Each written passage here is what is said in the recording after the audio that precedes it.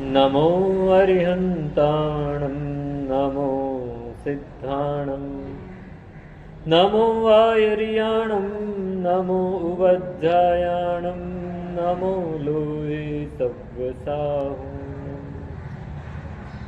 એસુ પંચન મુક્કારો સૌવપાવપણાસણો મંગલાણં ચ સવ્યેસિં પડમં હવૈ મંગલમ આસ્વાદ્ય યદ્વાક્યરસં બુધાનાં પીયુષપાનેપિ ભવેत् તૃણૈવ નમામિ तं વિશ્વજનીન વાચં વાચં યમેન્દ્રં જિનવર્ધમાનम् અચિંત્ય ચિંતામણિકલ્પશાખિને વિશુદ્ધ સદ્બ્રહ્મ સમાધિશાલિને દયાર્ણવાયાર્થિતદાયિને સતાં નમો નમઃ શ્રી ગુરુનૈમિસૂરય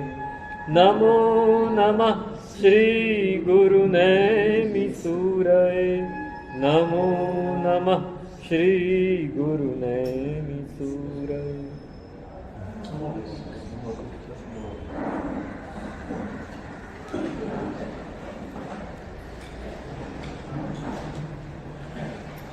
ઔદાર્યં દાક્ષિણ્યં પાપજુગુપ્સાથ નિર્મલો બોધ લિંગાનિ ધર્મસિદ્ધેઃ પ્રાયેણ જનપ્રિયત્વં ચ.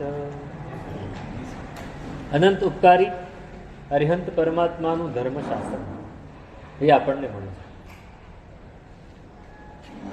પરમાત્મા આપણા કલ્યાણ માટે જ વાત કરે છે. એમની એક જ ભાવના છે, પ્રત્યેક જીવનું કલ્યાણ. પ્રત્યેક જીવ એ શાસન રસિક બને. શાસન શબ્દ ઉપર ધ્યાન આપવું છે. શાસન રસિક બને, બહુ સમજવા જેવી વાત છે. શાસન એટલે શું? શાસન એટલે શું? શાસન એટલે શું? આપણે આપણા મગજમાં શાસન એટલે કઈ વિભાવના છે? આપણે શાસન એટલે શું વિચારીએ છીએ? આ એક નક્કી કરી લેવું છે.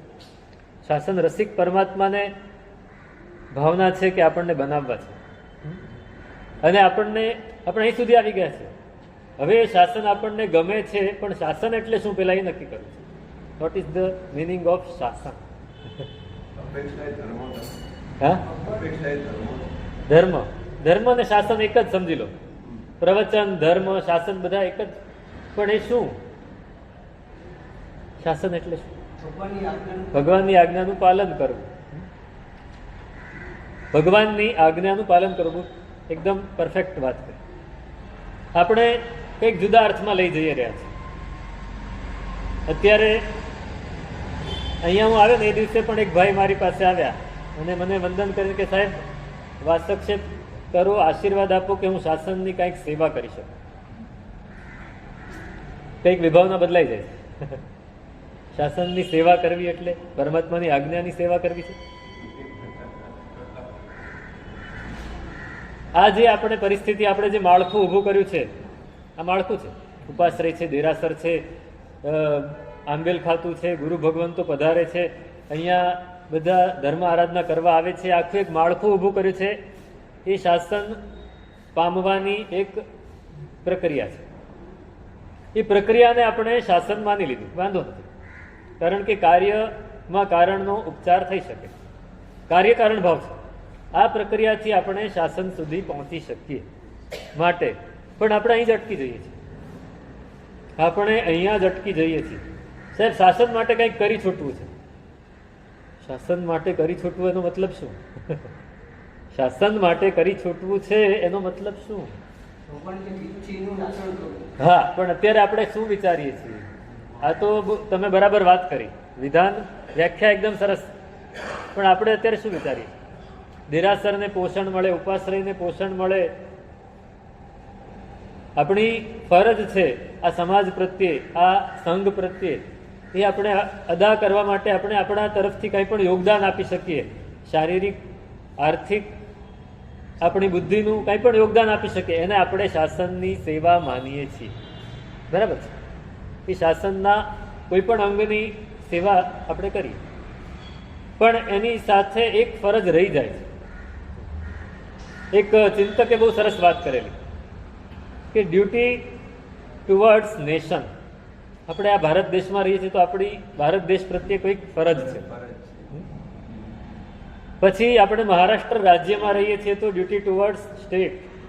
પછી આપણે મુંબઈ શહેરમાં રહીએ છીએ તો ડ્યુટી ટુવર્ડ્સ સિટી. પછી આપણે ઘાટકોપરમાં રહીએ છીએ તો ડ્યુટી ટુવર્ડ્સ ઘાટકોપર. એના પછી આપણે આ સમાજમાં રહીએ છીએ તો ડ્યુટી ટુવર્ડ્સ સોસાયટી. આપણે જૈન છીએ તો ડ્યુટી ટુવર્ડ્સ કોમ્યુનિટી. પછી આપણે આ સંઘમાં છીએ તો ડ્યુટી ટુવર્ડ્સ સંઘ, આપણે જેને માનીએ છીએ. આ દેરાસર કે ઉપાશ્રય જે એના આ બધા અંગો પ્રત્યે આપણી ફરજ છે. પછી આપણે એક ઘરમાં રહીએ છીએ જે આપણો પરિવાર છે, ડ્યુટી ટુવર્ડ્સ અવર ફેમિલી, એના પ્રત્યે પણ આપણી ફરજ છે. આ બધું જ થઈ જાય છે, એક ડ્યુટી રહી જાય છે પાછું, ડ્યુટી ટુવર્ડ્સ સેલ્ફ. આ એક વસ્તુ રહી જાય છે ને, શાસન ત્યાં છે. આપણી જાત પ્રત્યે આપણી જે ફરજ છે આપણે ભૂલી જઈએ છીએ. આ બધું હું કરું છું, મારે એની સેવા કરવી છે, એની પ્રભાવના કરવી છે, બધું જ કરવું છે, પણ ભાઈ મારી જાતનું શું? મારી જાતનું શું? મારી જાતનું શું?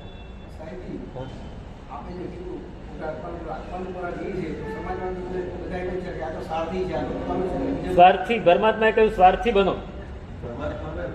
પરમાત્માનું જ વચન છે. સ્વાર્થ ભૌતિક વસ્તુમાં નહીં. ભૌતિક વસ્તુમાં સ્વાર્થી નથી બનવું, ત્યાં પરમાર્થી બની જવું છે. પણ આત્મિક વસ્તુમાં તો સ્વાર્થી જ બનવું પડશે. આ સ્વાર્થ આપણે છોડી દઈશું તો ગયું. પહેલા તમે પરમાત્માનું જીવન તપાસો ને, પરમાત્માની પાસે જન્મ્યા ત્યારથી 3 જ્ઞાન હતા: મતિ જ્ઞાન, શ્રુત જ્ઞાન, અવધિ જ્ઞાન. પરમાત્માનું જ્ઞાન કેવું? અવધિ જ્ઞાન અપ્રતિપાતી, કોઈ દિવસ પડવાનું ન. એમણે દીક્ષા લીધી 28-30 વર્ષની ઉંમરે, ત્યાં સુધી કેટલાને પ્રતિબોધ આપ્યો? કેટલો પરમાર્થ કર્યો? ક્યાંય નથી કર્યો. ક્યાંય વાત આવે છે? કોઈ વાત નથી આવે.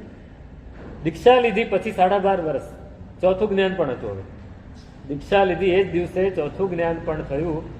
4 જ્ઞાનના ધણી હોય એ કેટલાને પ્રતિબોધ પ્રમાણીને લઈ જાય? કેટલાને કરી શકે? એમને 30 વર્ષમાં જે કરવાનું હતું પહેલેથી શરૂ થઈ જાય. 12.5 વર્ષમાં એનો પર્સન્ટેજ કેટલો બધો વધી જાય. સ્વાર્થ પહેલા. સંપૂર્ણ જ્ઞાન ઇઝ ઇક્વલ ટુ સ્વાર્થ.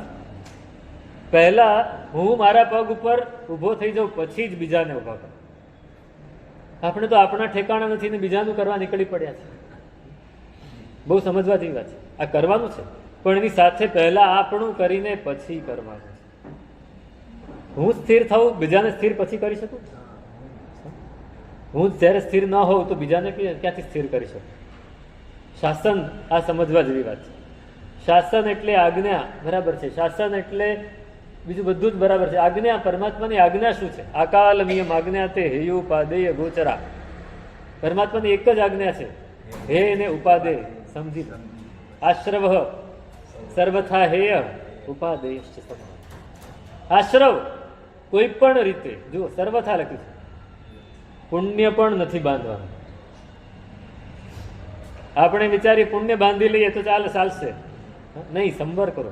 નિર્જરા, પછી નિર્જરાનું બહુ મહત્વ નથી, સંવરનું વધારે મહત્વ. સંવરનું બહુ મહત્વ છે. નિર્જરા તો અત્યારે પણ થઈ રહી છે. અત્યારે પણ કર્મ આવે છે અને કર્મ જાય છે. આપણે પ્રત્યેક સમયે અનંતા પૂતગલ કર્મ પરમાણુને આપણે ગ્રહણ કરીએ છીએ અને અનંતા કર્મ પરમાણુને છોડી પણ દઈએ છીએ. નિર્જરા તો હા, અકામ એટલે નિર્જરા તો ચાલુ જ છે. નિર્જરા બહુ મહત્વની નથી. સંવર આવશે તો સકામ નિર્જરા. એટલે સંવર, ઉપાદેશ સંવર, આપણે સંવર કરવો છે. સંવર કેવી રીતે થાય? સંવર કેવી રીતે થાય? બહુ જ આમ જોઈએ તો બહુ જ સહેલી વાત છે, પણ આચરણ કરવામાં બહુ જ અઘરી વાત છે. સંવર કેવી રીતે થાય? સંવર એક જ વસ્તુથી થાય. એક જ આજ્ઞા છે પરમાત્માને એટલે ઉપાધ્યાય યશોજી મહારાજને પૂછ્યું કોઈએ, એમણે ઉપદેશ રહસ્ય નામનો ગ્રંથ બનાવ્યો છે, એનો ઉપદેશ આપ્યો છે કે આમ કરવું જોઈએ, આમ કરવું જોઈએ. કોઈએ પૂછ્યું આ બધું બરાબર, અમને એક શબ્દમાં કહો, એક વાક્યમાં કહો, અમારે શું કરવું જોઈએ? પરમાત્માની મુખ્ય આજ્ઞા શું છે? તો કે કિમ બહુણા ભણિયેણમ. બહુ કહેવાથી સર્યું, બહુ નથી કહેવું, મારે એક જ વાક્યમાં કહેવું છે. કિમ બહુણા ભણિયેણમ જહ જહ રાગદ દોષા લહુમ વિલિજ્જંતી તહ તહ પયટ્ટી અવ્વમ એસા આણા જીણીંદાળ. જિનેશ્વર ભગવાનની એક જ આજ્ઞા છે, એક જ આજ્ઞા. જેમ જેમ આપણા રાગ દ્વેષ ઓછા થાય એ રીતે પ્રવૃત્તિ કરવાની છે. આ શાસન છે. સહેલું કોણ કે છે? હા,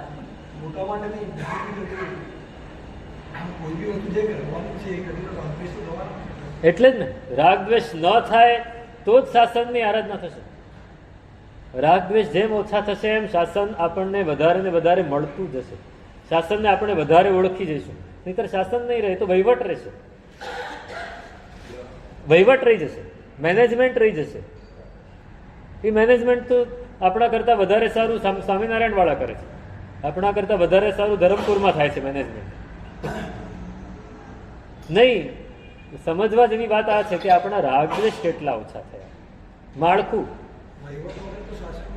વહીવટ કરવાનો છે, પણ વહીવટ જ મુખ્ય નથી, એમ વહીવટ ગૌણ છે. જ્યારે રાગદ્વેષ ઓછા નથી થઈ રહ્યા તો સમજવું કે વહીવટ ગૌણ, વહીવટ આપણે મુખ્ય બનાવી દીધો. આપણે ત્યાં અત્યારે આ જ થઈ રહ્યું છે, અત્યારે આ જ થઈ રહ્યું છે. ઠેર ઠેર અમે જોઈએ છીએ ને કે હવે એક સમુદાય છે, એક જ એટલે સમુદાય એટલે અત્યારે આપણે અહીંયા જે રહે છે એક સંઘ છે, એમાં પણ અંદર અંદર ગરબડ થઈ જાય છે. આ કેમ ચાલે? તો પછી આપણું મૂળ લક્ષ્ય જતું રહે છે.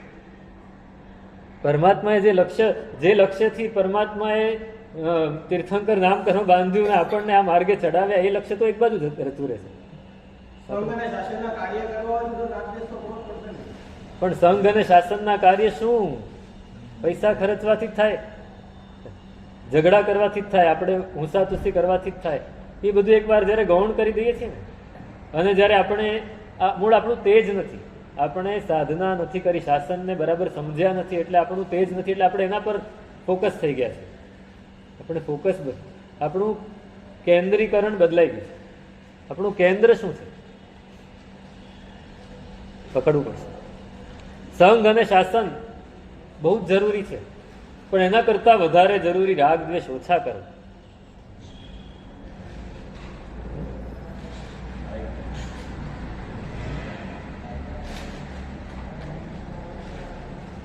મને સંભળાય છે, તમને નહીં સંભળાય?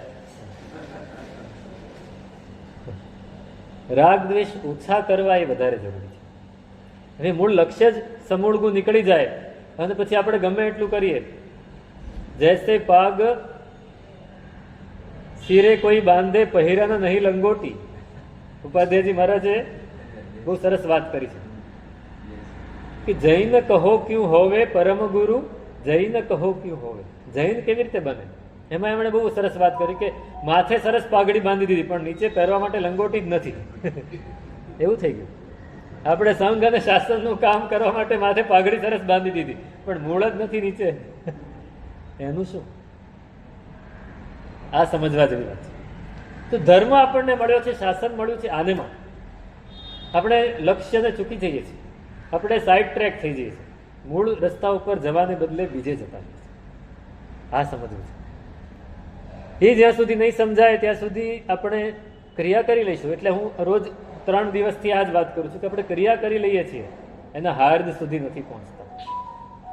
તમે જો આપણા આખા દિવસની જે પણ આપણે જે સામાન્યમાં સામાન્ય પણ ક્રિયા કરીએ છીએ, તમે સવારે ઉઠો, કોઈ પ્રતિક્રમણ કરતું હશે, કોઈ સામાયિક કરતું હશે, કોઈ સીધું જ સ્નાન કરીને પૂજા કરવા આવતું હશે, નૌકારસી કરતા હશે. આ બધું જ શેના માટે? એનું હાર્દ શું? શાસનનો ઉદ્યોગ કરવા માટે નહીં, રાગ દ્વેષ ઘટાડવા. એક સામાયિક રાગ દ્વેષ ઓછા થાય. આપણા જીવનમાં જ ગૂંથી દીધું છે, તમે સામાયિક કરો, રાગ દ્વેષ ઓછા થશે. સમતાનો લાભ એનાથી થશે. સમતા આવી તો સામાયિક સાચું, સમતા નથી આવતી તો સામાયિક ખાલી ક્રિયા બની રહી જશે. પ્રતિક્રમણ કર્યું, રાગ દ્વેષ ઓછા થયા, પાપ પ્રત્યે જુગુપ્સા થઈ. આ ત્રીજો ગુણ છે આપણો આજનો. પાપ પ્રત્યે આપણને અંદરથી અરુચિ થઈ તો પ્રતિક્રમણ સાચું, નહીતર ક્રિયા કાંડ થઈ જશે. ક્રિયાનો કાંડ ન થઈ જવો જોઈએ. આપણે ક્રિયા કાંડ કરી નાખીએ. તમે સમજો કે પૌષધ કર્યો છે, હા, આજે 14 હતી અથવા મૌન 11 આવી કે જ્ઞાન પાંચામે તમે પૌષધ કર્યો, 25 જણાએ પૌષધ કર્યો છે, એમાં એક જણ નવો છે.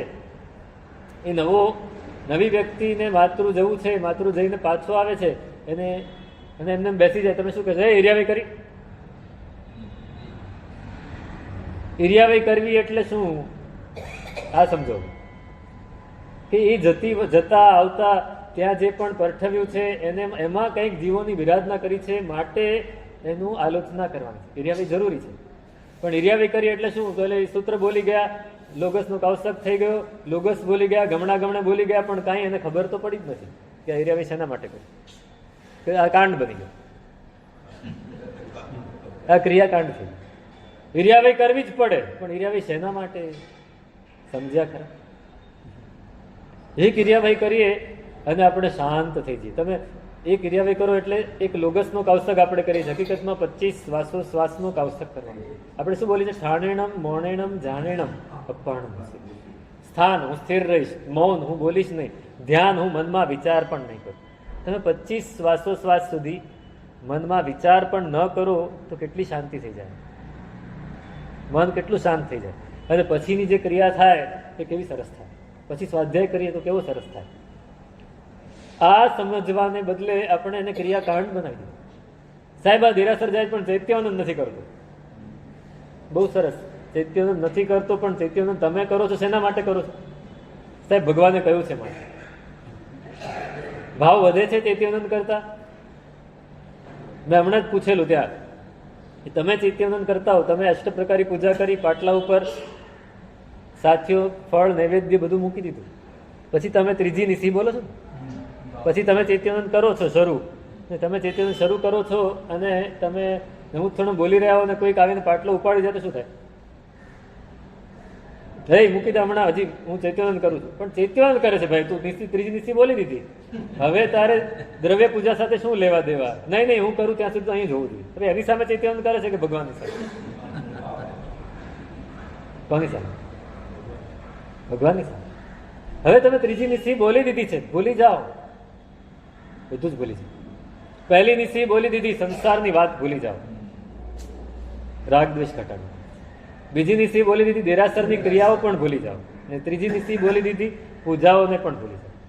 હવે હું અને પરમાત્મા બે જ રહી ગયા, ત્યારે રાગ દ્વેષ ઘટશે ને? આપણે એ બધું જ, અને સાથે પાછું આ લઈ આવે કે શાસન ને સંઘના કામ કરવા છે, તો ક્યાંથી? મને બહુ જ રમૂજ થાય. મને કોઈ આવીને કહે ને સાહેબ મારે કોઈ યુવાન પણ સાહેબ મારે શાસનનું કંઈક કામ કરવું છે, હું એને સમજાવું પણ ના સાહેબ મારે તો આ જ કરવું છે. ભાઈ તું એ જ કરતો, પછી શાસન ચાલશે, વાંધો નહીં. સાહેબ 21,000 વર્ષ શાસન ચાલવાનું હોય તો આપણે આ કરશું તો જ ચાલશે ને? નહીં ચાલે. 21,000 વર્ષ કેમ ચાલશે? જો રાગ દ્વેષ ઘટાડશું, એની પ્રક્રિયા આપણે કરશું ને આગળ ચલાવશું તો ચાલશે. આ વહીવટથી નહીં ચાલે, આ નક્કી વાત છે. વહીવટથી બિલકુલ નહીં ચાલે. વહીવટ તો આજે આવો છે, કાલે બદલાઈ જશે, એમાં કંઈ નહીં થાય. રાગ દ્વેષની ઘટાડવાની પ્રક્રિયા જે દેખાડી છે એને પકડી રાખે છે, એને પકડી રાખે નહીં. સ્થાનમાંથી હટવાનું નથી, પણ એ સ્થાન ઉપર કામ કરતા કરતા આપણું લક્ષ્ય નક્કી કરી લેવાનું. જો એ લક્ષ્ય આપણું સ્થિર નથી રહેતું તો પછી આપણે કામ કરતા કરતા આપણી જાતને થોડી ફેરફાર કરવા પડશે, પરિવર્તન લાવવું પડશે. એ વહીવટને નુકસાન થાય છે કે શાસનને નુકસાન થાય છે? વહીવટના લીધે પણ અંતિમ એનું જે રિઝલ્ટ દેખાતું હોય, રોંગ રિઝલ્ટ, રોંગ પ્રકાશ. હા, બરાબર છે. એમાં આપણને અંદર કોઈ વ્યક્તિ પ્રત્યે રાગ દ્વેષ, જે આપણે સ્થૂલ રાગ દ્વેષની વાત કરું છું, સૂક્ષ્મની તો હું વાત જ નથી કરી રહ્યો અત્યારે. હા, સ્થૂલ રાગ દ્વેષ પણ ના હોય, ડંખ ના હોવો જોઈએ. આપણે એ બિચારો એની સમજ પ્રમાણે કરે છે અને આપણને લાગે છે કે આ નુકસાન છે, તો એને સમજાવું ભાઈ આ તારી સમજ ખોટી છે અને આ પ્રમાણે તું ન કર, અને છતાંય ન માને તો આપણે કડક થઈને પગલું લઈ શકાય, કાંઈ વાંધો નથી. પણ આપણા અંદર એના પ્રત્યે દ્વેષ નહીં પ્રગટવો જોઈએ. અથવા કોઈક વ્યક્તિ આપણી મનગમતી છે, માનીતી છે, તો એના પ્રત્યે રાગ રાખીને આપણે કરીએ તો એ બદલાઈ જશે, એ આખી વાત બદલાઈ જશે. અત્યારે આ જ ચાલે છે. અત્યારે મોટા ભાગે વહીવટો શાસનના નામે ચાલે છે ને એમાં આ થઈ જાય છે. કારણ કે મૂળ લક્ષ્ય નથી સમજવું. મારે આ સમજાવવું છે, લક્ષ્ય સમજવું. આપણું લક્ષ્ય શું છે? આ શાસન મળ્યા પછી વહીવટમાં નથી રહી જવું, વહીવટમાં અટવાઈ નથી જવું. વહીવટ કરવાનો છે પણ અટવાઈ નથી જવું. તમે મને પુસ્તક કાઢીને આપ્યા, બહુ સરસ, પણ પછી તમે કહો કે હું તો આ જ કામ કરીશ, બીજું કાંઈ નહીં કરું, તો નહીં. એ કરતા કરતા મારી અંદર શું ફેરફાર થયો? મેં કાલે જ વાત કરી ને, નેમી સુરેશ્વરજી મહારાજના સંસારી પિતા લક્ષ્મીચંદભાઈ હતા. એની ફરજ હતી પોતાના કુટુંબનું પાલન પોષણ કરવાની, પણ એમને શું નક્કી કર્યું કે આજની કમાઈ થઈ ગઈ, આજનું પેટ ભરાઈ ગયું, કાલની ચિંતા કર્યા વગર હવે હું મારું જ કામ કરીશ. સવારે સમજો ગયા પોતાની જગ્યાએ, પોતાની ઓફિસ હતી, પેઢી હતી કે દુકાન હતી, જે પણ હતું એ કામ કરવાની જગ્યા હતી, ત્યાં ગયા. સવારે 9 વાગે ગયા, 12 વાગે 1 વાગે કામ પતી ગયું તો વધાવીને ઘર ભેગા, પછી ઉપાશ્રય જઈને સામાયિક કરીને સ્વાધ્યાય કરે. નહીં આજે હું વધારે કરીશ તો કાલે નહીં કરું તો ચાલશે, એવું નહીં. પોતાની પણ ફરજ, હા, કુટુંબ પ્રત્યેની ફરજ પૂરી કરી દીધી. પછી એમાં ને એમાં અટવાઈ નથી રહ્યું, એમાં ને એમાં અટવાઈ નથી. આપણે શું કરીએ છીએ? ભલે વહીવટ કરીએ, ભલે ઘરનું કામ કરીએ, પણ એમાં અટવાઈ જઈએ છે. પછી આપણા માટે આપણી પાસે સાહેબ સમય જ નથી રહેતો. તો સમય હોતો નથી, કાઢવો પડે. સમય કાઢવો પડે જો પોતાનું કરવું હોય તો. જો પોતાનું ન કરવું તો ચાલશે. તો આજે આપણી વાત છે પાપ જુગુપ્સાની. પાપ પ્રત્યે આપણને નફરત. પાપ આપણે કોને, કઈ વસ્તુને આપણે પાપ ગણીએ છીએ પહેલા નક્કી કરીએ. અહીંયા સમજો કે એક કીડી ચાલી રહી છે અથવા મકોડો ચાલી રહ્યો છે ને આપણી નજર નથી ને કોઈની નજર છે, તો આપણને તરત જ અટકાવશે. એની પર પગ નહીં મૂકતો. કેમ? હિંસા થશે તો પાપ, આપણે એને પાપ ગણી લઈએ. પણ સમજો કે તમારી સાથે આ ભાઈને કંઈક વડછડ થઈ ગઈ, તમે એની સાથે કંઈક કડક શબ્દમાં બોલો છો, તો એને કોઈ પાપ ગણશે ખરું? હા, એટલે જ મારી એટલે એના પ્રત્યે આપણને નફરત થવી જોઈએ. 18 પાપસ્થાનક આપણે ગણીએ છીએ. 6 ક્રોધ, 7 માન, 8 માયા, 9 લોભ. આ 4 ની ઉપર જ ફોકસ કરીએ ને. 11 દ્વેષ, 12 કલહ. આપણે ઝઘડો કર્યો એને પાપ નહીં ગણીએ. એ તો એવું કેમ બોલી ગયો?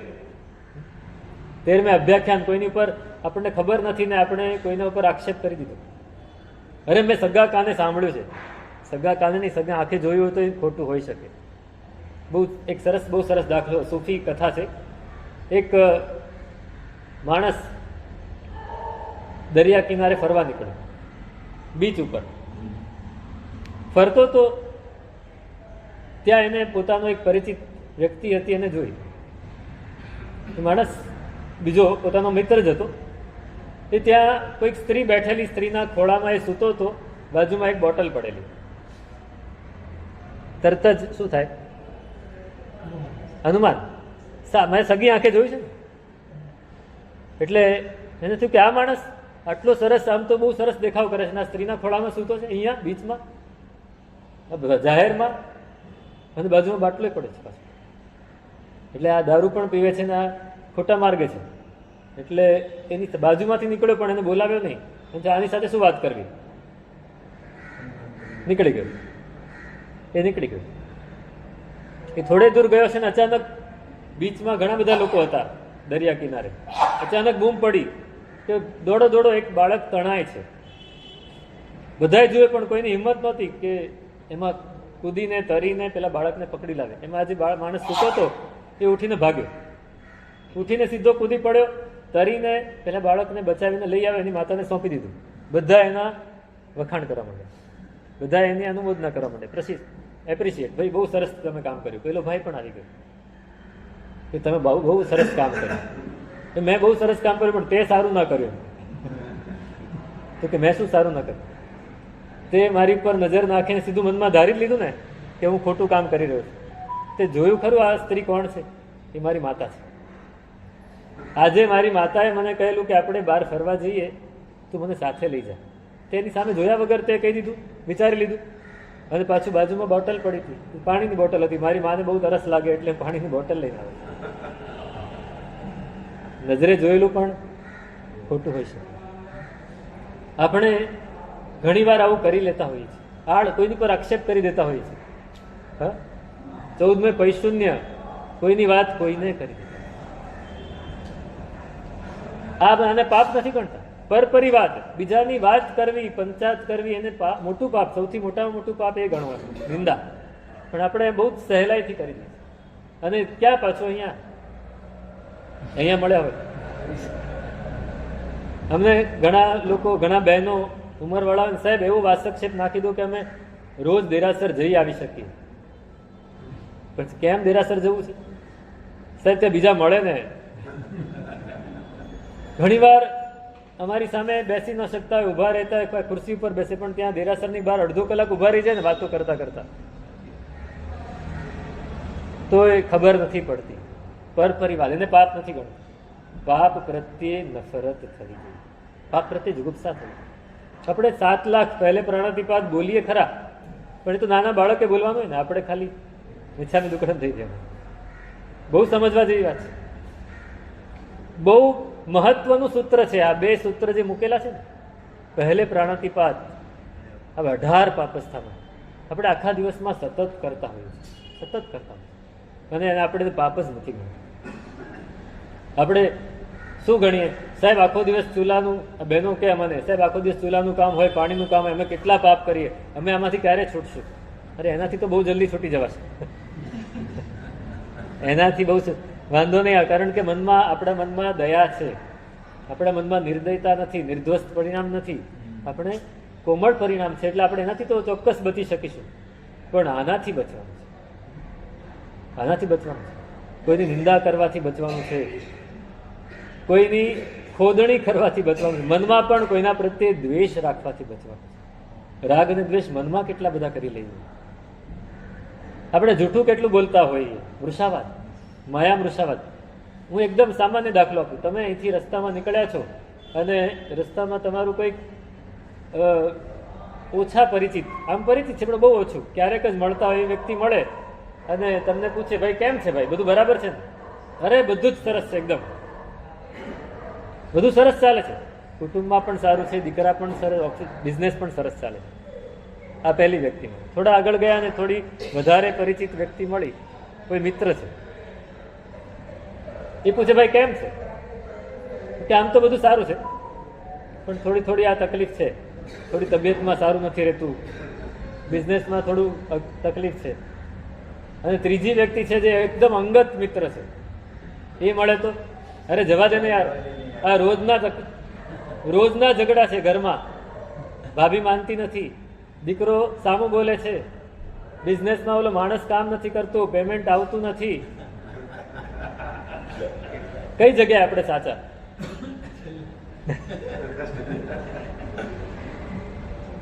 સોસાયટીમાં રહેવું હોય તો મોઢા ઉપર સ્મિત રાખવું પડે ને.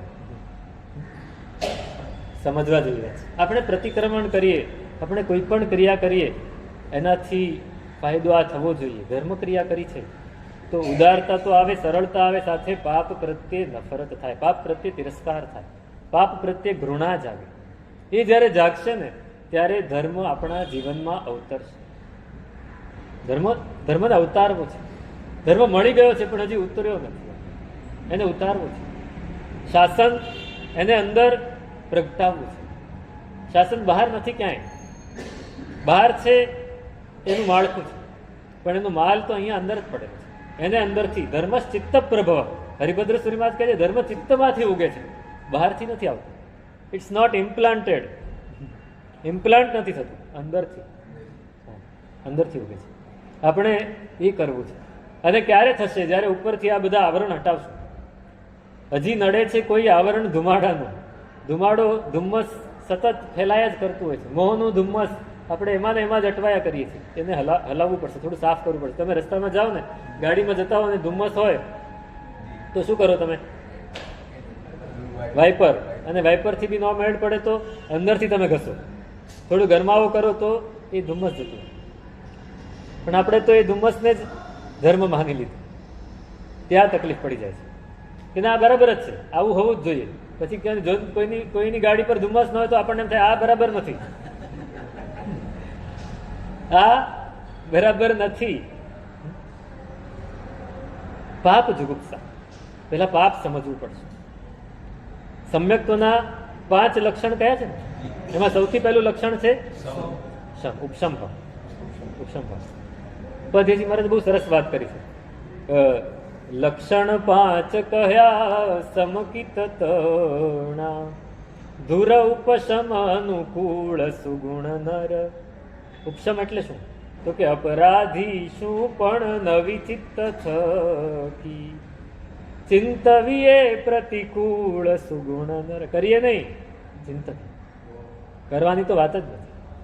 આપણો કોઈ અપરાધ કર્યો હોય એના પ્રત્યે પણ મનમાં પ્રતિકૂળ ભાવ ન આવે તો ઉપશમ ભાવ. આપણે સમ્યક્તાનો દાવો કરીએ, ખોખલો દાવો કરી લઈએ, આપણે કહી દઈએ જો આવું કરીએ તો મિથ્યાત્વ લાગી જાય. નહીં, મિથ્યાત્વ ક્યાંય નહીં લાગ્યો, ચિંતા જ નહીં કરતા, એ વાત જ ભૂલી જાઓ. મિથ્યાત્વ કઈ આમ નથી કે આમ ઉપરથી પડ્યું ને લાગી ગયું ને પાછું ઉખડી ગયું ને જતું રહ્યું. મિથ્યાત્વ ખિસ્સામાંથી પડી જાય એવી વસ્તુ નથી. સમ્યક્ત્વ પણ એવી વસ્તુ નથી. લક્ષણ એનું ગુણ, આ ગુણ ઉપરથી આ સમજાશે ને તો પાપ જુગુપ્સા સમજાશે. કોઈ આપણા માટે ખરાબ બોલ્યું હોય, આપણી માટે ખરાબ એને કર્યું પણ હોય, છતાંય મનમાં એના પ્રત્યે, હમણાં હું રામાયણ એટલા માટે પુસ્તક મંગાવ્યું, રામાયણ વાંચતો હતો, મારે કામ છે થોડું, એમાં રામ નું પાત્ર કેવું છે એ મારે વિચારવાનું છે. તો ઠેર ઠેર જ્યાં પણ વાત આવે ત્યાં રામ એ ઉપશમ ભાવ દેખાય. જીવતો જાગતો ઉપશમ ભાવ એટલે રામ. રાવણની સાથે યુદ્ધ થયું છે, આ સૌથી છેલ્લી વાતમાં આવ્યું છે. રાવણની સાથે યુદ્ધ થયું છે, જોરદાર યુદ્ધ થયું છે. રાક્ષસ સેના અને વાનર સેના બંનેનું જોરદાર યુદ્ધ થયું છે. બંને પક્ષમાં ઘણા બધા લોકો ઘવાયેલા છે, મરેલા છે. અને છેલ્લે લક્ષ્મણને પણ રાવણ પેલી શક્તિ ફેંકીને ઘાયલ કરી. લક્ષ્મણજી બેભાન થઈને પડેલા છે. રામ એક તરફ આટલું ઉમદા વ્યક્તિત્વ ને બીજી તરફ એટલો રાગ લક્ષ્મણ પ્રત્યે, રડે છે, ખૂબ રડે છે, મૂંઝાઈ ગયા છે, શું કરવું એ ખબર જ નથી. ત્યારે એક વ્યક્તિ આવીને કહે, સાહેબ આમ મૂંઝાઈ જશે તો કેમ કરશે, ચાલશે, કંઈક તો વિચારો. ત્યાં બીજો એક વિદ્યાધર ઉડતો આવે કે સાહેબ મારી પાસે આનો ઉપાય છે, પણ એ રાતોરાત કરવો જોઈએ, સવાર પડી જાય તો તકલીફ પડશે. તો કે બોલ જલ્દી, શું કરવાનું છે? શું કરવાનું છે? પેલી વિશલ્યા રાજકન્યા છે એને લઈ આવો, એનું સ્નાન જળ આ લોકો પર પડશે તો બધાય તરત જ જાગી જશે. લઈ આવ્યા. એણે આવીને ખાલી લક્ષ્મણને સ્પર્શ જ કર્યો, લક્ષ્મણનો રોગ મટી, પેલું જે ઘા વાગ્યો તો એ પુરાઈ ગયો, લક્ષ્મણ ભાનમાં આવી ગયા. હવે રામ કહે છે કે હવે જેટલા પણ ઘાયલ છે એની બધા ઉપર પાણી છાંટો. એટલે પેલા પાણી લઈને છાંટવા નીકળે તો કે પહેલા અહીંયા નહીં, પહેલા રાવણની સેના. પહેલા ક્યાં? ખબર છે આ રાવણની સેના જો બધા જ સાજા થઈ જશે તો કાલે મારી સાથે ફરીથી લડશે, પણ નહીં, પહેલા એને, પછી આપણી. અપરાધી શું પણ નવી ચિત્ત થકી ચિંતવીએ પ્રતિકૂળ અનુકૂળ જ. હમણાં બહુ સરસ એક પ્રસંગ વાંચ્યો, વિનોબાજી હતા ને, વિનાયક એનું નામ હતું. હા, નહોતી જરૂર, છતાંય કર્યું ને. ઉપશમ ભાવ, બધાને પોતાના ગણે મૈત્રી ભાવ છે. બધા જ મારા છે, ભલે અત્યારે શત્રુ તરીકે લડે છે, પણ આખરે તો મારા જ છે. દરેક જીવો સાથે મને મૈત્રી છે. રામ જ આવું વિચારી શકે, બીજું કોઈ ના વિચારી શકે. લક્ષ્મણને આવો વિચાર નથી આવ્યો, હનુમાનને પણ નથી આવ્યો, વિભીષણને પણ નથી. વિભીષણ એ બધાએ ઓપોઝ કર્યો કે આવું કેમ કરો છો? તો કે કેમ, એ આપણા ભાઈઓ જ છે ભાઈ, એ કોઈ આપણા શત્રુ નથી. આ તો રાવણને આપણે પાઠ ભણાવવો છે માટે એ લોકો રાવણનો સાથ આપી રહ્યા છે, બાકી કઈ જરૂર નથી.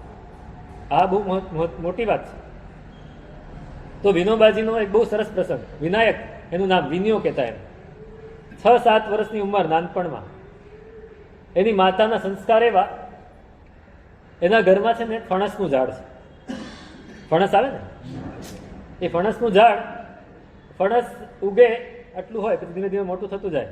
એ આખું પાકીને મોટું થાય ને પછી ઉતારે નીચે ઉતારીને એ કાપે, અંદરથી 50, 60, 70 પેશીઓ નીકળે. માં શું કે વિનાયકને કે વિનયા થાળ ભરીને આપે. બધા મહોલ્લામાં જેટલા પણ ઘર છે બધે એક એક આપ્યા, બધાને આપી આવે. છેલ્લે 2-3 વધે એ ઘરના જેટલા કુટુંબીઓ છે એમાં ટુકડા કરીને એ ખાઈ લે. પણ માં આપણા આટલા બધા ઘરમાં છે, બધાને આખું ન મળવું જોઈએ તો કે નહીં, પહેલા બધાને વેચીને પછી આપણે સંસ્કાર નાખીએ. હવે એમાં એક દિવસ એવું બન્યું કે પાડોશમાં એક ઘર હતું. ઘરમાં નાના 3-4 બાળકો, માતા એટલે દાદા દાદી, માતા પિતા અને પતિ પત્ની, આટલા બધાનું મોટું કુટુંબ. એમાં જે પત્ની હતી, જે મુખ્ય જે કામ કરવાવાળી બાઈ હતી, એક દિવસ એને કંઈક રોગ આવ્યો અને એ માંદી પડી. અને એવી માંદી પડી કે ઘરનું એક પણ કામ કરી શકે નહીં. આજુબાજુવાળા એને સહાય કરે, થોડું બધું કરે, પણ હવે 4 નાના બાળકોને દાદા દાદી બધાને સંભાળવાના. પેલો ભાઈ બહુ મૂંઝાઈ ગયો કે આ સંભાળવા, એ લોકોને જમાડશે કોણ? બીજું બધું તો હું કરી લઉં, પણ રસોઈ કોણ કરશે આટલી બધી? તો વિનોબાજીના માએ કીધું કે ભાઈ તમે ચિંતા ન કરો, હું રસોઈ કરી જઈશ કાલે. આના ઘરમાં પણ ઘણા બધા. તો એ સવારમાં વહેલા ઉઠી જાય, રોજ 6 વાગે ઉઠતા હતા, હવે 4 વાગે ઉઠી જાય. 4 વાગે ઉઠીને પોતાના ઘરનું બધું જ કામ પતાવી દે, રસોઈ બધું કરી લે, પછી એના ઘરે જાય. એના ઘરનું બધું કામ પતાવી, એની રસોઈ બનાવી, પછી પાછા. હવે વિનોબા નાના હતા, એને સંસ્કાર આવા હતા કે આપણે બીજાનું પહેલા કરવાનું. એટલે એને તરત જ માને પ્રશ્ન કર્યો. બાળક પ્રશ્ન કરે છે કે માં તું આવું કેમ કરે છે? પહેલા આપણું કરીને પછી એનું શા માટે કરે છે? આ મને બરાબર યોગ્ય નથી લાગતું, બાળક કહે છે. હવે એટલું બાળક પણ વિચારતું થઈ ગયું કે આ મને યોગ્ય નથી લાગતું. ત્યારે માનો જવાબ સાંભળવા દે. માએ શું કીધું કે જો દીકરા, હું પહેલા આપણું એટલા માટે કરું છું કે આપણે ત્યાં રસોઈ વહેલી બની જાય તો વાંધો નહીં, એમને ગરમ ખાવા મળે માટે હું મોડેથી રસોઈ, હું એને ત્યાં વહેલી બનાવી દઉં તો ઠરી જાય બધું. અને બાળકો બહુ નાના છે, તું સમજદાર છે, એ લોકો નથી. તું ચલાવી લેવો છે, એ લોકો નહીં ચલાવે. એટલે એને ગરમ મળે, ત્યાં ઘરડા મા બાપ છે, એને ગરમ મળે માટે મૈત્રી ભાવ. ઉપશમ ઇઝ ઇક્વલ ટુ મૈત્રી ભાવ. મૈત્રી. હા, અપરાધી શું પણ નવી ચિત્ત થકી ચિંતવ્ય પ્રતિકૂળ. આપણું કોઈ ખરાબ કરી નાખ્યું, ગમે તે કરી નાખ્યું, પણ એનું આપણે ખરાબ ન થવા દેવું, એનું થાય બને એટલું સારું જ કરવું, ત્યારે ઉપશમ ભાવ આવે. જો આ સમજાય ને તો ધર્મ સમજાય, તો ધર્મ સમજાય, તો પાપ જુગુપ્સા પણ સમજાય.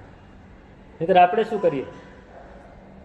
કોઈ સમજો કે અજાણ્યો માણસ પણ જો એને ખબર પણ નથી ને આપણી સાથે આવીને ભટકાઈ જાય છે તો આપણે તરત જ ગુસ્સે થઈ જાય, જોતો નથી, દેખાતું નથી, શું કરે છે?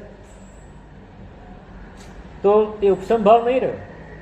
કંઈ વાંધો નહીં ભાઈ, તને કઈ તકલીફ. એક બહુ બનેલો પ્રસંગ કહું. અમે અમદાવાદ ચોમાસું હતા, બહુ જૂની વાત છે. મારા ગુરુ મહારાજ આવી જ રીતે પ્રવચન કરે અને એમાં એમણે ચોમાસી ચૌદસ આવી, એટલે ચોમાસી ચૌદસ, અષાઢ સુદ ચૌદસે પ્રવચનમાં એમણે વાત કરી કે કાલથી ચોમાસું બેસે છે, બધા જ શ્રાવકો નક્કી કરો કે આ ચોમાસામાં અમે કંઈક નિયમનું પાલન કરશું. દ્રવ્યથી તો ખરું જ, પણ ભાવથી. દ્રવ્યથી તો ઘણા કરતા હોય કે રાત્રે નહીં જમીએ, બિયાસણા કરશું, લીલોતરી નહીં વાપરીએ, આમ કરશું તેમ કરશું, 5 તિથિ આંબેલ કરશું, રોજ પ્રતિક્રમણ કરશું, આવા ઘણા નિયમ. એને કીધું આ તો કરો જ, પણ સાથે ભાવથી નિયમ કરો કે ચોમાસામાં ક્રોધ નહીં કરીએ, ક્રોધ નહીં કરીએ, કમસે કમ પર્યુષણ સુધી કોઈને છેતરશું નહીં. આવા ગુણાત્મક ભાવાત્મક નિયમો થોડા કરો. ભાઈ બધું જલ્દી પલ્લે પડે નહીં આ વાત. તો આપણે દ્રવ્યથી વધારે ટેવાયેલા છીએ, ભાવથી નથી ટેવ. પણ એક શ્રાવક પોતે મિલ માલિક, બહુ મોટી મિલ ચલાવે, એ રોજ પ્રવચનમાં આવે, એમને આ અપીલ કરી હતી કે સાહેબ હું દ્રવ્યથી એક પણ નિયમ નથી પાડી શકતો કે મને રાત્રે ખાવા જોઈએ જ. હું મારા કંપનીના ક્લાયન્ટો એની સાથે બહાર પણ જમવાનું હોય એટલે હું બધા નિયમ આ બધા એક પણ પાડી નથી શકતો, પ્રતિક્રમણ નથી કરી શકતો, સામાયિક નથી કરી શકતો. પણ આ તમે કહ્યું ને ભાવાત્મક, હું પાડીશ. હું 4 મહિના ક્રોધ નહીં, એને નિયમ લીધો. બધા એની સામે જોઈ રહ્યા કે આ માણસ આટલી મોટી મિલ ચલાવે, કંપની ચલાવે, એ ક્રોધ નહીં કરે એવું કેવી રીતે બને? રોજ એના માણસો પર એને ગુસ્સો કરવો પડે કામ ન કરે તો. મારા ગુરુ મહારાજ કીધું તમે વિચારીને કહો. તો કે ના સાહેબ, હું વિચારીને જ મેં કહ્યું છે અને હું જે વિચારું એ કરીને જ રહું છું. આપ મને નિયમ આપી દો. અને એને જાહેરમાં નિયમ લઈ લીધો. ચાલ્યું 10 દિવસ, 15 દિવસ, રોજ સવારે 9 વાગે પ્રવચન, એ 9માં 5 ઓછી ત્યાં હાજર હોય. એટલે મારા ગુરુ મહારાજ 9 વાગે જ્યારે પાઠ ઉપર આવે ત્યારે એ સામે બેઠા છો. એક દિવસ એવું બન્યું કે એમને આવતા 9:30 થઈ ગયા. ગુરુ મહારાજ આવીને જોયું તો મળ્યા નહીં. હવે રોજની આદત સામે રોહિતભાઈ બેઠા હોય તો મજા આવે મને બોલવાની, આદત પડી ગઈ. હવે આ ભાઈ હતા નહીં, એમનું નામ બિપિનભાઈ હતું, બિપિનભાઈ ઝવેરી. એ હતા નહીં એટલે સાહેબે પૂછ્યું કે સાહેબ હજી આવ્યા નથી. કાંઈ વાંધો નહીં. પ્રવચન ચાલ્યું. 9:30 થયા ને બરાબર એ ભાઈ આવ્યા. થોડા વાળ વિખરાયેલા હતા, કપડાં થોડા લગર વગર હતા. આવીને બેસી ગયા, નિરાતે સાંભળ્યું પ્રવચન. પ્રવચન પૂર્ણ થયું પછી મારા ગુરુ મહારાજે એમને પૂછ્યું કે ભાઈ આ શું, તમે આજે મોડા કેમ થયા? તો કે સાહેબ આજે કસોટી આવી ગઈ. કે શેની કસોટી આવી? સાહેબ મેં નિયમ લીધો છે ને ક્રોધ નહીં કરવાનો. આવતો તો ગાડી લઈને ઘી કાંટાના રસ્તા ઉપરથી, અને એક રિક્ષાવાળો એ ઓવરટેક કરવા નીકળ્યો અને સામેથી કંઈક આવી ગયો એટલે એને વાળી દીધી. એમાં એ મારી ગાડી સાથે ભટકાઈ ગયો. એ ભટકાઈ ગયો એટલે એને ઊભી રાખી. મને કહે ઊભો રહે, નહીં ઊભી રાખી દીધી. હું નીચે ઉતરી ગયો અને જોયું એની ગાડીને સહેજ ગોબો પડ્યો તો મારી ગાડીને વધારે ગોબો પડ્યો. એટલે મેં એને સોરી ભાઈ, મને ધ્યાન ન રહ્યું એમ કરીને એને માફી માગી. તો કે એમ નહીં, હું તને જોઈ લઈશ, તે જાણી જોઈને જ ભટકાડી છે. હવે વાંક એનો જ હતો હકીકતમાં, પણ શું કહે છે, મેં તે જાણી જોઈને ભટકાડી. કંઈ વાંધો નહીં, હું માફી માગું છું. એમ નહીં, આનું નુકસાન કોણ ભરપાઈ? અરે હું નુકસાન, તને જે થયું તારે જેટલા રૂપિયા જોઈતા કે અથવા ગેરેજમાં લઈ જા તો હું પૈસા ચૂકવી દઈશ. ને એમને હું પોલીસમાં ફરિયાદ કરી. તો ચાલ હું સાથે આવું છું, ચાલ હું સાથે આવું છું. હવે ઓલો ભાઈ વિચારે કે આ સામું કંઈક કરે તો આપણને મજા આવે, તો એને હું બરાબર આ મોટા પૈસાવાળાને બરાબર પાઠ ભણાવવો જોઈએ. એટલે રિક્ષાવાળો એ વિચારમાં, અને આ છે તે જે કે એમાં હા પાડે, જે કે એમાં હા પાડે. એટલે લોકો ભેગા થઈ ગયા. લોકોએ જોયેલું કે વાંક આ ગાડીવાળા નથી, રિક્ષાવાળો નથી. અને આ ભાઈ બોલ નમતું જોખે છે. લોકોએ કીધું ભાઈ તું શું કરવા નમતું જોખે છે? તું એની સામે એકાદ ધરી દે એમ કે ના સાહેબ મારે ધરવું નથી. પેલો કે મારે તને એક મારવી છે. અરે મારી દે ભાઈ. હવે કાંઈ બધી વસ્તુમાં હા પાડે એટલે પેલો કરે શું? પેલો આ ભાઈ બિપિનભાઈ કે ભાઈ તું મને જવા દે, મારે મોડું થાય છે, પ્રવચન સાંભળવું છે. તો કે ના એમ નહીં જવા દે. તો કે તારે શું કરવું છે એ કે. પેલું કઈ બોલે નહીં 5 મિનિટે બોલે કે તમારી ગાડીને એક ધબ્બો મારવો છે. તો મારી દે, આ પડી છે, 1 ની 4 મારી દે. પેલા ગાડીને ધબ્બો મારે પછી જતો. જો એને સામે ક્રોધ કર્યો હોત, તારો જ વાંક છે એમ કીધું હોત કે સાહેબ આજે કસોટી આવી ગઈ, એને મારો કાટલો પણ પકડ્યો, મારા વાળ પણ પકડ્યા, પણ માર્યું નહીં.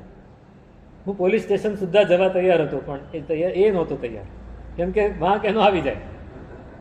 તો ક્રોધ અપરાધી શું પણ નવી ચિત્ત. આ ભાવાત્મક ધર્મ આપણે સ્થૂલ વસ્તુ છે, આ તો બહુ જ સ્થૂલ વસ્તુ છે, પણ આપણે ક્ષણે ક્ષણે અંદર કંઈક ને કંઈક કોઈના પ્રત્યે પણ મનમાં પેલા મારી સાથે બરાબર નહોતું કર્યું ને જોઈ લઈશ. આપણા મનમાં ને મનમાં આપણે ઘૂંટ્યા કરીએ. હકીકતમાં પહેલાને કંઈ જ લેવા દેવા ન હોય, છતાંય આપણે મનમાં ને મનમાં ઘૂંટ્યા કરીને જ્યારે ભેગા થઈએ ત્યારે ખબર પડે કે મેં ખોટી મનમાં એની પ્રત્યે ખાર રાખ્યો, ખોટું વેર રાખ્યું, કંઈ હતું જ નહીં. તો આ ઉપશમ ભાવ. પછી બીજું છે સંવેગ. સંવેગ એટલે શું?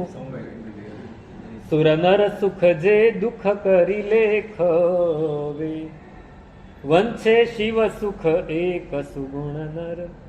દેવોનું અને મનુષ્યનું જે પણ ભૌતિક સુખ છે એ દુઃખ જેવું લાગે ત્યારે પાપ પ્રત્યે આપણને જુગુપ્સા પ્રગટ. એ પછી ને મોક્ષનો અભિલાષ એકલો હોય પણ આ પણ ગમતું હોય તો કેમ થાય?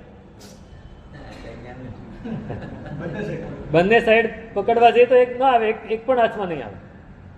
મને આ પણ ગમે છે ને આ પણ ગમે છે એવું ના થાય, બેમાંથી એક લે. આપણે એવું જ કરીએ છીએ, પણ સમજણ સુધી તો પહોંચાડી શકીએ. એવી સમજણ હોય તો વાંધો નથી. હા, સંવેગ એટલે મોક્ષની ઈચ્છા, મોક્ષનો અભિલાષ, પણ સાથે દેવ અને મનુષ્ય સંબંધી જે આપણે જેને સુખ માની લીધા છે એ સુખ નથી, એ દુઃખ જ છે. એ સ્પષ્ટ સમજણ. આ બે ભેગું થાય ત્યારે એ સંવેગ. જો બે ભેગા નહીં થાય તો એકલો મોક્ષની ઈચ્છા એ સંવેગ નહીં બને. હા, મને મોક્ષની ઈચ્છા છે પણ મને સંસારની પણ ઈચ્છા છે. બે ભેગું નહીં થાય તો સંસાર જે પ્રબળ શું છે, પછી પ્રબળ શું છે એની ઉપર આધાર રહેશે. તો સંસારની જ ઈચ્છા બટ નેચરલ એ જ પ્રબળ રહેશે. અને ત્રીજું નિર્વેદ. નિર્વેદ એટલે કંટાળો. આપણે પરમાત્મા પાસે પ્રાર્થનામાં કરીએ છીએ, સૌથી પહેલું શું માગીએ છીએ? ભવ નિર્વેદ. સંસાર પરમાત્મા તમારે કંઈ પણ આપવું હોય તો પહેલા મને ભવ નિર્વેદ આપજો. એ ન આપવાનું હોય તો માર્ગાનુસારિતા, ઇષ્ટફળ સિદ્ધિ બધું પછી છે. ભવ નિર્વેદ મળી જાય તો આગળના બહારની કાંઈ જરૂર નથી. સૌથી પહેલા અને ભવ નિર્વેદ આવે તો પાપની જુગુપ્સા. આ ત્રીજો ગુણ છે, પાપ જુગુપ્સા. અને ચોથો છે નિર્મળ બોધ. નિર્મળ બોધ આપણને જે બોધ મળે એ સ્પષ્ટ રીતે અંદર બેસી જાય અને બીજી કોઈ એમાં ભેળસેળ ન થાય તો સમજવું કે નિર્મળ બોધ. તમે પેલું સ્તવન ગાઓ છો ને, નિર્મળતાનું મહત્વ બહુ જ છે આપણા જીવનમાં. તે દિન ક્યારે આવશે શ્રી સિદ્ધાચલ જાશું. એની છેલ્લી ગાથા આવડે છે કોઈને?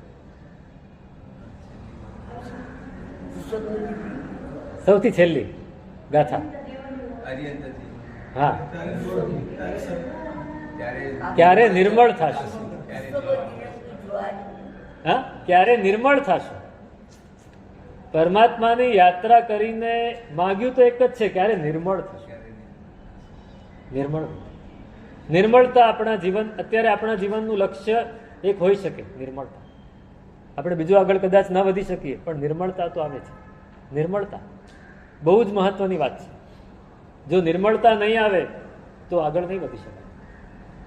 આપણે મલિન ચિત્તવાળા રહીશું.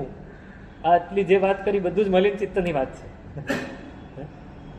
રાગ, દ્વેષ, મોહ, અભિમાન, ક્રોધ, લોભ, માયા, આ બધું જે પણ કરીએ છીએ બધું જ મલિન ચિત્તની વાત છે. એ મલિન ચિત્ત એમાંથી મેલ ઓછો થતો જાય, નિર્મળતા વધતી જાય ત્યારે નિર્મળ બોધ આવશે. અને ત્યારે નાનામાં નાની વાતથી પણ આપણે મોટામાં મોટો બોધ પકડી લઈશું. કોઈક એકદમ નાનકડી વાત કરે છે ને એમાંથી પણ આપણને સમજાઈ જશે કે આ તો આ છે. એ નિર્મળ બોધ જ્યારે આવશે ત્યારે ધર્મ આપણા જીવનમાં અવતરશે. શ્રદ્ધા, એને શ્રદ્ધા કહી શકો, એને પ્રસન્નતા કહી શકો. ચિત્તની પ્રસન્નતા કહી ને, ચિત્ત પ્રસન્ને રે પૂજન ફળ કહ્યું. તો આવશ્યક નિરુક્તિમાં પૂછ્યું કે આ ચિત્તની પ્રસન્નતા એટલે શું? તો કે ચિત્તની નિર્મળતા. ચિત્તની પ્રસન્નતા એટલે ચિત્તની નિર્મળતા. ચિત્ત નિર્મળ થઈ જાય, ક્યાંય મેલ ના રહે, ક્યાંય કચરો ના રહે.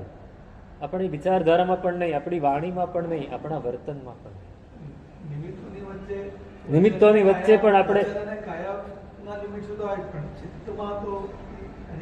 હા, એટલે એ જ એની મહેનત કરવાની છે. એ પામવા માટેની મહેનત કરવાની છે. આપણે પરમાત્માને શું કહીએ છીએ? પુરીસવર પુંડરીયાણ. એટલે શું? પુંડરીક કમળ જેવા શ્રેષ્ઠ. એટલે કમળ શા માટે? કમળની ઉપમા શા માટે આપી?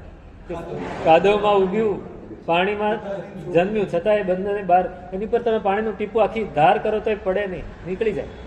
નિર્મળતા. આપણે પુષ્પ પૂજા પરમાત્માને શા માટે કરી? એ નિર્મળ છે. નિર્મળ છે. શું છે દોહો? શું છે? સુરભી અખંડ કુસુમગ્રહી પૂજો ગત સંતાપ સુમજંતુ ભવ્ય જ કરે પરે કરીએ સમકિત છાપ. ત્યાં બીજી વાત કરી છે કે પરમાત્માને કયું પુષ્પ ચડી શકે? જે ભવ્યનો જીવ હોય એ જ ચડી શકે. એમ હું પરમાત્માની પુષ્પ પૂજા કરું તો હું સમ્યક્થી હોઉં તો જ મારી સમ્યક્તની છાપ દ્રઢ થાય, એટલા માટે નિર્મળ થાય. પુષ્પની જેવા નિર્મળ થવું છે, કમળ જેવા નિર્મળ થવું છે. બસ આ નિર્મળ બોધ, 4 ગુણો બહુ મહત્વના છે. ઉદારતા, દાક્ષિણ્ય, સરળતા, પાપ જુગુપ્સા અને નિર્મળ બોધ. આ 4 આવે ને તો કદાચ ક્યારેક એવું બને કે લોકો બધા એને પસંદ કરે અને લોકપ્રિયતા પણ મળે. પહેલી ઉદારતા, પછી બીજું દાક્ષિણ્ય એટલે સરળતા. દક્ષિણ, જે જમણો હોય એ સરળ હોય, જે ડાબો હોય એ સરળ ન હોય, એ માયાવી હોય. વામ શબ્દ છે એ માયા સાથે જોડાયેલો છે અને જમણો દક્ષિણ શબ્દ છે જમણો એ સરળતા સાથે જોડાયેલો છે. આપણે પરમાત્માને પ્રદક્ષિણા ફરીએ છીએ, પ્રવામ નથી ફરતા, વામ બાજુથી નહીં, ક્લોકવાઇઝ ફરી છે, એન્ટી ક્લોકવાઇઝ નહીં, પ્રદક્ષિણા. શા માટે? આ પણ સમજવા જેવું છે. આપણે પરમાત્માને પ્રદક્ષિણા શા માટે કરીએ? 3 પ્રદક્ષિણા શા માટે કરીએ? તો કે આપણે સંસાર, આપણી ઓરા છે ને, આપણા શરીર, આપણા મનની ઓરા એ સંસારી ઓરા છે.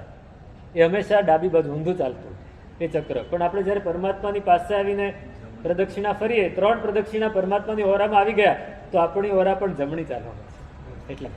એટલા માટે પ્રદક્ષિણા ફરવા. તો બીજું છે દાક્ષિણ્ય, સરળતા. ત્રીજું છે પાપની જુગુપ્સા અને ચોથું છે નિર્મળ બોધ. અને પ્રાયણ જનપ્રિયત્વમ છે. લોકપ્રિયતા પણ આવે પણ એ ફરજિયાત નથી. લોકપ્રિયતા ફરજિયાત નથી. તો આ 4 ગુણ જો આપણામાં પ્રગટે છે તો ધર્મ આપણા જીવનમાં અવતર્યો છે એમ માનવાને કોઈ નહીં, અવકાશ જ છે એમ માનવામાં કોઈ જોખમ નથી. એમ કન્ડિશનલ હોય જ. કન્ડિશનલ હોય તો ધર્મ બી કન્ડિશનલ થઈ જાય. તો આપણે ધર્મી પણ કન્ડિશનલ થઈ ગયા. કન્ડિશન નહીં, નો કન્ડિશન્સ, નો ટર્મ્સ, નો કન્ડિશન્સ. શું કહે? સરેન્ડર થઈ જાય સીધા જ. તો આ ધર્મ આપણા જીવનમાં પ્રગટ છે અને આપણે ધર્મી તરીકે, આપણે કોઈને કહેવડાવવું નથી પણ આપણને અંદરથી સંતોષ થશે કે ના, હું હવે ધર્મી બન્યો. તો આપણે પુણ્ય શ્રાવકની પાછળ આપણે પણ ચાલી શકીશું. તો આપણે અભયકુમાર કે ધનના શાલીભદ્ર કે કયવનના શેઠની પાછળ આપણે ચાલી શકીશું. આવા મહાપુરુષોની પંક્તિમાં આપણે આપણો નંબર પણ લગાડી શકીશું. જ્યારે આવા ગુણો પ્રત્યે આપણને અહોભાવ જાગશે, ગુણો અંદરથી પ્રગટાવવાનું મન થશે. તો એવી ધર્મની રૂઢી આરાધના કરીએ કે આવા ગુણો આપણામાં પ્રગટે.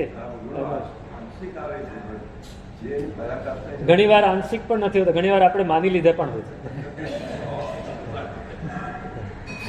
પણ આપણે આપણી જાતનું એકદમ કડક રીતે નિરીક્ષણ કરવું છે. સેલ્ફ એક્ઝામિનેશન બિલકુલ નિર્દયતાથી, કઠોરતાથી, તો આપણને ખ્યાલ આવશે.